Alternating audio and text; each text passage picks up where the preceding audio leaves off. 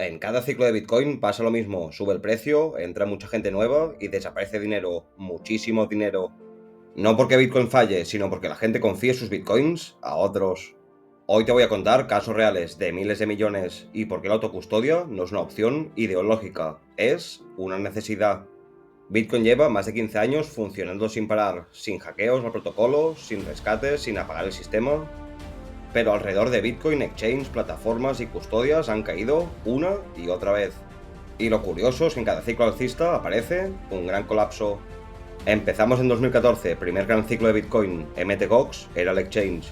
Llegó a manejar más del 70% del volumen mundial y un día simplemente colapsó. Resultado, 850.000 Bitcoins desaparecidos. Miles de personas descubrieron tarde que no tenían Bitcoins, tenían una promesa. Lección número 1. Cuando dejas tus Bitcoins en custodia, ya no son realmente tuyos.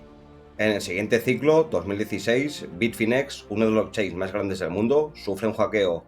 120.000 Bitcoins robados, usuarios bloqueados, fondos congelados, incertidumbre total. Pero Bitcoin seguía funcionando.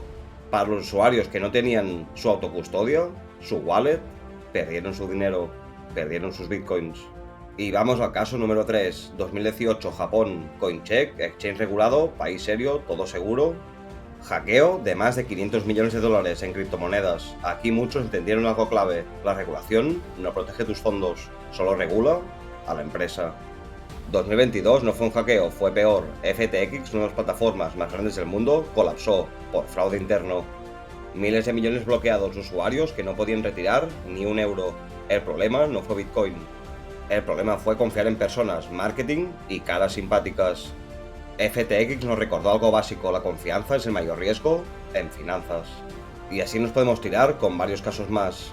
El patrón siempre es el mismo, subidas fuertes, euforia, nuevos usuarios, acceso de confianza y un gran colapso. No es un fallo del sistema, es psicología humana. Bitcoin fue creado para algo muy concreto, no depender de nadie. Autocustodia significa, tú tienes las claves, nadie puede congelar tus fondos, nadie puede quebrar tu dinero. No necesitas permiso, no necesitas confiar, solo necesitas responsabilidad. Y recuerda, Bitcoin no fue creado para que confíes, fue creado para que no tengas que hacerlo. Aprende la lección antes del próximo ciclo. Saludos.